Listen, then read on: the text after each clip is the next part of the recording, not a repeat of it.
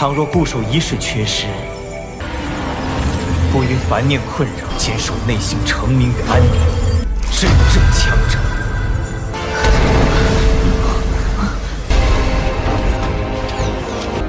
这家伙的目光，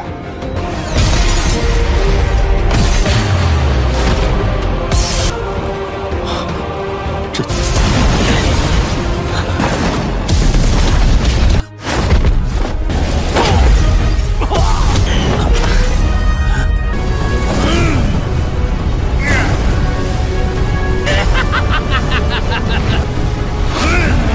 Halo kalian semua, selamat datang di channel Donghua Master. Bagaimana kabar kalian semua? Mimin harap kalian semua baik-baik saja. Dan pada video kali ini kita akan melanjutkan alur cerita dari serial Donghua Battle Through the Heaven episode ke-168.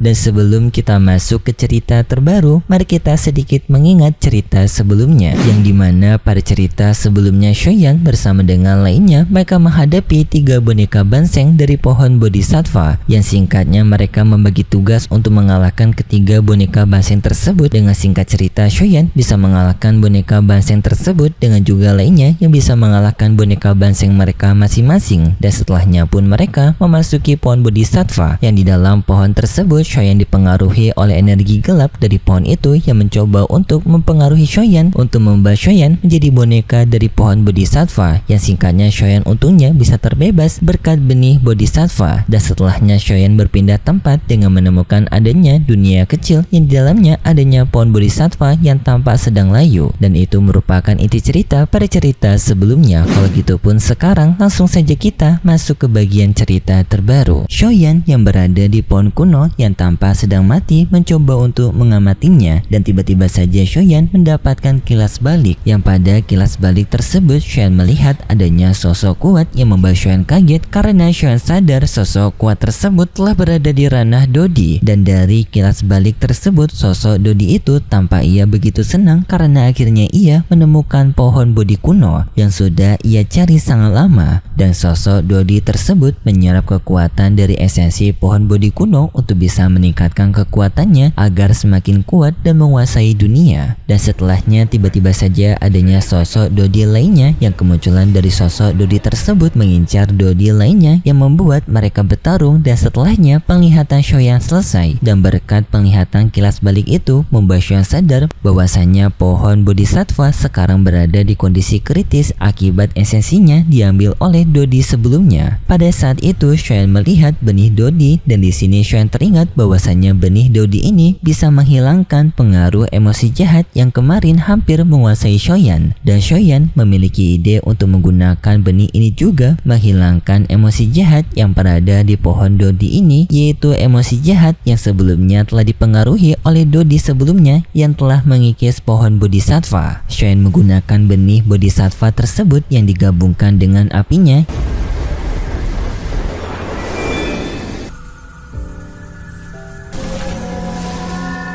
yang hal itu mampu untuk menyembuhkan pohon Bodhisattva. Tetapi sayangnya pemurnian tersebut hanya bisa berjalan sebentar karena benih itu yang telah habis dan Shoyan hanya memiliki satu saja. Tetapi di saat itu pohon Bodhisattva memberikan benih lainnya yang membuat Shoyan pun menjadi kaget karena benih ini yang sangat banyak. Dan Shoyan sadar kalau pohon Bodhisattva telah percaya kepada dirinya dan menyerahkan benih-benih yang dimilikinya untuk bisa memulihkan kondisi dari pohon ini. Shoyan pun dengan senang hati mau menyembuhkan pohon Bodhisattva menggunakan benih-benih tersebut.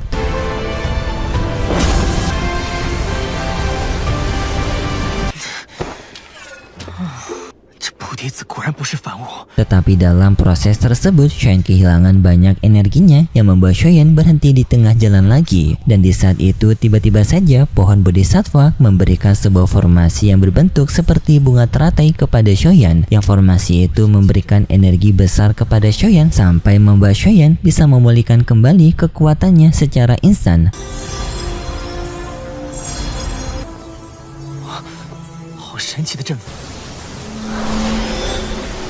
Hal ini membuat Shoyan kagum dengan formasi pohon Bodhisattva yang dapat memberikan energi sangat besar kepada dirinya secara instan. Dan setelahnya pun Shoyan melanjutkan pemulihan dari pohon Bodhisattva dengan menggunakan benih-benih lainnya. Sedangkan di tempat berbeda kita diperlihatkan dengan rombongan dari Sun Er dan juga lainnya yang berada di tempat yang berbeda dengan kondisi mereka semua yang tertidur. Dan tak lama kemudian Sun Er terbangun dengan kondisi ia mengkhawatirkan Shoyan karena baru saja ia mendapatkan mimpi mengenai Shoyan. Dan Sun Er merasa lega karena semua itu hanya mimpi saja. Dan di sana Sun Er melihat para rombongan lainnya yang juga tertidur, yaitu rombongan Hunyu dan juga Ju Feng. Dan dalam mimpi tersebut kocaknya Hunyu ia mimpi mengenai semua anggota tunduk kepada dirinya termasuk dengan klan Phoenix, yang hal itu membuat Ju Feng merasa tersinggung. Dan Ju Feng pun dengan segera membangunkan Hunyu dengan energinya. Yang setelahnya Hunyu terbangun dan di sini Hunyu menjadi sangat kaget karena ternyata dirinya selama ini tertidur terpengaruh ilusi dari pohon Bodhi kuno. Ia kira ia telah berhasil menguasai pohon Bodhi kuno tersebut, yang juga tanpa para anggota oleh jiwa lainnya juga tertidur dan mereka terpengaruhi oleh mimpi yang membuat Hunyu resah dan Hunyu pun membangunkan mereka semua. Dan di sana Sun Er bersama dengan lainnya mereka sadar kalau Shoyan tidak berada di tempat mereka dan membuat mereka khawatir di mana keberadaan Shoyan sekarang. Dan sedangkan untuk Shoyan yang memulihkan pohon Bodhisattva, singkatnya Shoyan telah berhasil memulihkan pohon Bodhisattva dengan telah kembali secara sempurna.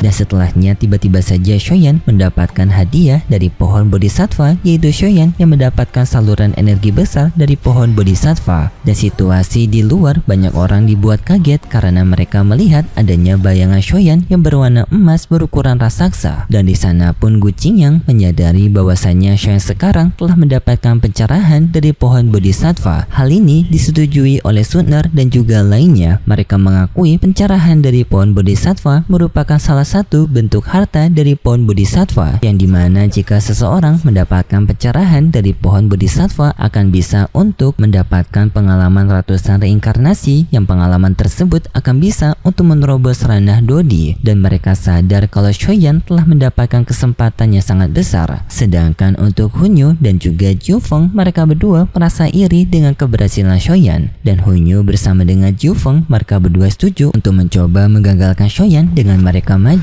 menyerang Shoyan. Rombongan Sun Er dengan lainnya mereka mencoba untuk menghentikan Hunyu dan juga Ju Feng, tetapi sayangnya mereka berdua berhasil menghindar. Dan di saat Ju Feng dan juga Hunyu mendekati Shoyan, tiba-tiba saja mereka malah terpental menjauh akibat aura kekuatan dari pohon Bodhi kuno. Hal ini pun membuat mereka semua sadar bahwasanya mereka tidak bisa untuk mengganggu Shoyan karena Shoyan yang telah mendapatkan perlindungan dari pohon Bodhi kuno. Dan setelahnya pun rombongan Sun Er bersama dengan lainnya mereka langsung menghadang Hunyu dan juga Ju Feng agar mereka berdua tidak mengganggu Shoyan. Dan di sana pun Gu Qingyang juga menenangkan kepada Sun Er untuk tidak melakukan tindakan impulsif dan lebih baik mereka sekarang mengawasi saja. Sedangkan untuk Shoyan, ia telah melalui 100 era reinkarnasi, yang hal itu membuat Shoyan mendapatkan pengalaman hidup yang sangat banyak dan juga padat.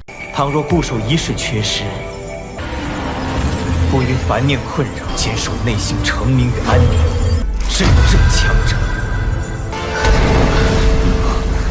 Hal itu memberikan pengetahuan, pilihan hidup, dan juga makna hidup yang sangat dalam bagi Shoyan. Dan semua hal itu memberikan peningkatan kepada Shoyan yang juga dirasakan oleh semua orang yang berada di luar. Hunyu bersama dengan Ju Feng, mereka semakin khawatir dengan hal ini dan mereka berdua mencoba untuk kembali bergerak untuk menghentikan Shoyan yang menyadari hal tersebut. Dan lalu pun Gu Qingyang meminta kepada semua orang untuk bersiap-siap karena mereka akan menghadapi lagi gangguan dari kedua anggota klan Hun dan juga klan Phoenix. Di saat semua orang sedang bersiap untuk bertarung, mereka dibuat kaget dengan adanya ledakan kekuatan yang berasal dari Shoyan. Dan setelahnya proses dari pencerahan pohon Bodhisattva yang telah Shoyan lalui akhirnya telah selesai. Hal ini membuat Sun Er menjadi senang dan setelahnya pun tanpa Shoyan yang telah terbangun, yang di saat itu pun membuat semua orang merasakan adanya perbedaan dari Shoyan. Mereka menyadari kalau Shoyan sekarang memiliki nafas yang lebih kuat daripada sebelumnya dan juga mereka mereka merasakan tatapan mata yang sangat berbeda dari Shoyan, seperti Shoyan sekarang telah berubah menjadi kepribadian yang berbeda. 这家伙的目光，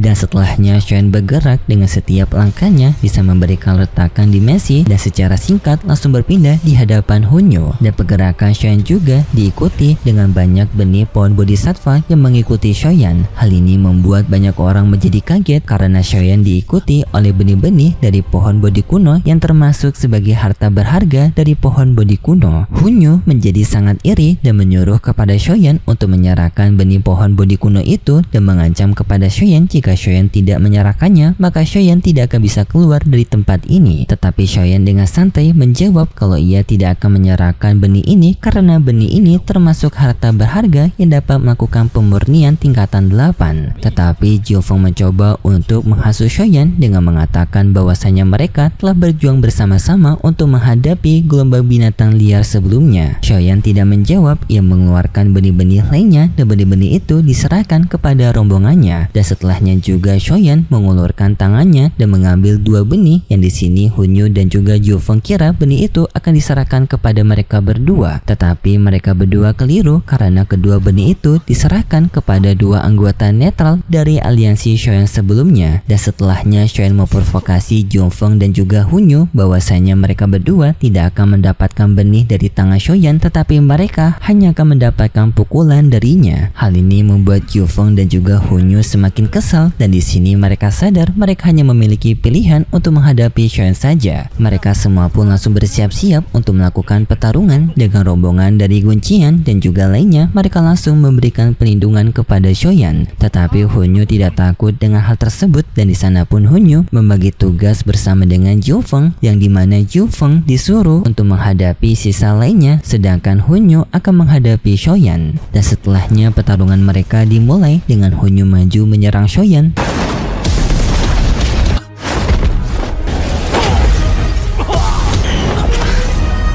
Tetapi Shoyan mampu menahan serangan dari Hunyo, yang bahkan Shoyan membalikkan serangannya kepada Hunyo yang membuat Hunyo terpental. Dan di sana pun Hunyo menyadari bahwasanya Shoyan sekarang telah berada di puncak Dozun 9 perubahan, yang artinya setengah langkah lagi untuk menerobos ranah Banseng. Shoyan pun meremehkan Hunyo dengan bertanya kepada Hunyo apakah hanya sebatas ini saja kemampuan dari Hunyo. Hal itu membuat Hunyo menjadi sangat kesal. Langsung pun Hunyo menggunakan kemampuan dari klan Hunnya, yaitu mengaktifkan simbol klan Hun yang seketika memberikan tambahan kekuatan bagi Hunyo.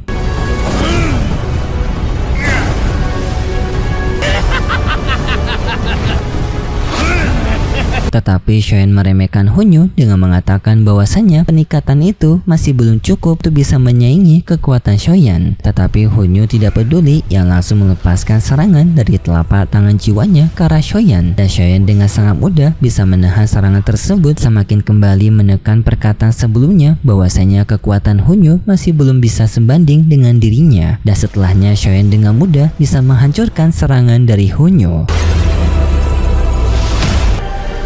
我说过，死鸭子嘴硬。发起！ Dan setelahnya Shoyan menyerang balik Hunyo dengan hanya sekali serangan dapat menjatuhkan Hunyo sampai membuat Hunyo tidak bisa bergerak kembali. Dan setelahnya juga rombongan Gujian telah menghabisi para rombongan Jiufeng dan juga lainnya. Tetapi tak lama kemudian tiba-tiba saja mereka mendengar adanya retakan dimensi yang membuat mereka menyadari bahwasanya adanya seseorang yang baru saja tiba di tempat ini. Tetapi sayangnya setelah itu cerita bersambung dan berikut cerita selanjutnya di minggu depan besok. Pada cerita selanjutnya kita diperlihatkan dengan pertarungan yang berlanjut, yang pertarungan ini Shoyan bersama dengan rombongannya akan menghadapi penetua dari Aula Jiwa, yaitu penetua Yao, yang dalam pertarungan tersebut tanpa rombongan Shoyan menyerang penetua Yao, yang penetua Yao berada di sebuah armor, yaitu teknik armor 1000 jiwa milik dari Aula Jiwa, yang singkatnya mereka semua bekerja sama dan pada akhirnya Shoyan menggunakan teknik api extermination lotusnya untuk menghancurkan armor dari penetua Planet Wayao. Yang singkatnya, Armor Planet Wayao dapat dihancurkan oleh api Extermination Lotusnya Shoyan, dan setelahnya juga pertarungan akan kembali berlanjut dengan adanya bantuan dari Guru Yalou dan juga penetua Tong Xuan dari klan Gu. Tetapi sayangnya kedua orang ini tidak diperlihatkan pada bagian PV, dan setelahnya juga tampak di bagian akhir setelah semua pertarungan selesai tanpa Sun Er yang akan berpisah dengan Shoyan, dengan Sun Er yang akan kembali ke tempat klan Gu-nya. Dan itu cerita yang akan kita lihat nanti untuk episode selanjutnya di minggu depan besok. Dan seperti biasa, Mimin mengingatkan kalau cerita ini merupakan dongeng fiksi yang hanya bertujuan sebagai penghibur saja yang berasal dari karangan novel. Dan terima kasih buat kalian semua yang sudah menonton video ini sampai akhir. Jika kalian suka dengan video kali ini, bisa beri like serta subscribe, dan sampai jumpa di video selanjutnya. See ya!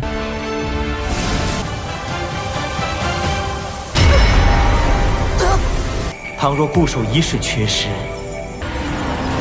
不于凡念困扰，坚守内心成名与安宁，是个正强者。